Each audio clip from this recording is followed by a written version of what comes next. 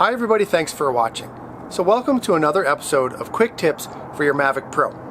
Today I have 3 really quick tips that'll help you enjoy flying your Mavic Pro. The first thing I'm going to talk about is flying around railroad tracks. Secondly, I have one easy but important tip for you when taking photos with your Mavic Pro. And the last thing I'm going to talk about is flying against the wind and your battery's running low, so you got to get home quick. So let's get to it.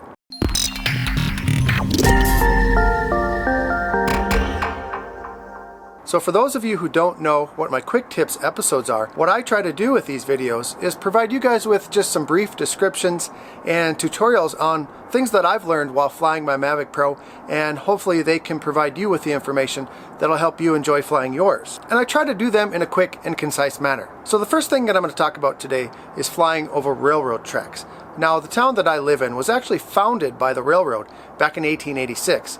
And so we have railroad tracks and trains everywhere. Pretty much anywhere I fly within a 5-mile radius of my home has railroad tracks in the footage. And sometimes when I've been flying over the tracks or even near the tracks, I'll get some signal interruption, whether it be the camera feed or even the remote control signal interruption. And so I decided to test it out a little bit. I drove out to this railroad bridge that's near our home, and it's really cool. It's one of the biggest steel structures in our area, and I thought that would be a good place to test out a signal loss. And so I went out there, I flew around, I flew above it, around it, beneath it, in between the steel girders, and I could not get a loss of signal. And so then I figured the steel wasn't the issue. And so I came back home and I flew around a little bit around the railroad tracks by my home, and once again I didn't have any signal loss. But then I started to hear a train coming in the distance, and then I started to lose signal. And what I figure is the static electricity from the moving train is what caused me to lose signal. So I plan to test that out a little bit more, but I just wanted to let you guys know, if you're ever flying around or near railroad tracks, just be aware if there's a moving train, you might have some signal interruption. Now, the second thing that I want to talk to you guys about is taking photos with your Mavic Pro.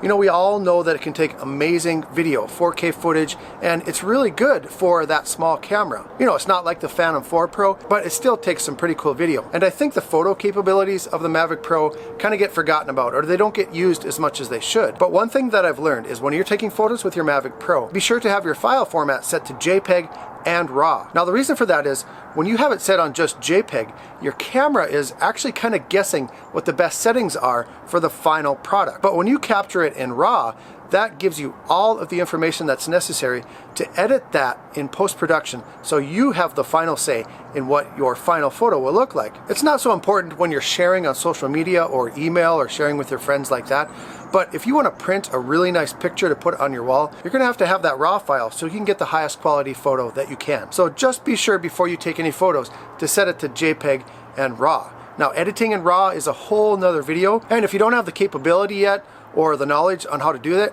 at least if you take that JPEG and RAW photo at the same time, you'll always have that RAW file available for when you want to edit it. Now, the last thing that I'm going to talk about is pretty simple, but it can be very important when you're flying in some significant wind. Now, there's actually been a few times where I've been flying in some significant wind, and I've been bringing the Mavic Pro home to me, and it's had trouble getting back. There was times where my Mavic actually stalled.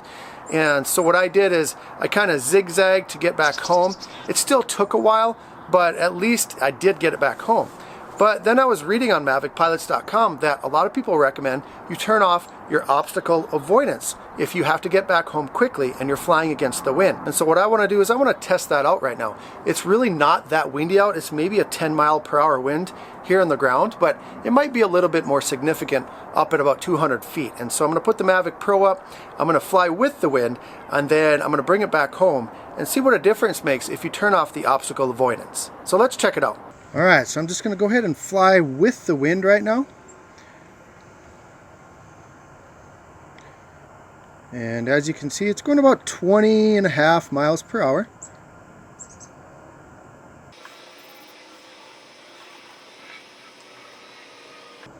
And now we'll just turn it around.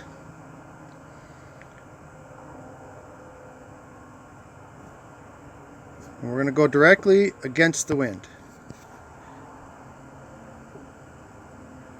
So right now it is going about 12 miles per hour, not too bad. Okay, so let's turn off the obstacle avoidance. Yeah, that's a pretty nice sunset actually. Alright, obstacle avoidance off. Okay. Close that. Now let's see. Go straight ahead. Wow, what a difference. We are actually going 19.4, 19.7, right around 19 miles per hour against the wind with the obstacle avoidance on. So that is a pretty significant difference. All right, so there it is. I guess it's right. If you're flying against the wind and you need to get your Mavic Pro home quickly, especially if your battery's getting low and you don't want it to hit that return to home and then run out of battery before it gets to you, go ahead and turn off your obstacle avoidance and you will get home much quicker than if you had that obstacle avoidance on. So that's it for today's video. Another quick tips video for your Mavic Pro. I hope you enjoyed it.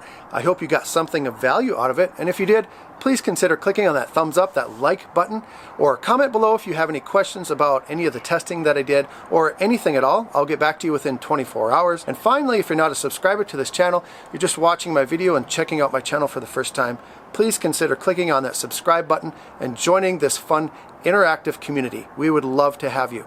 I want to thank you guys sincerely for watching, and as always, fly safe and fly smart.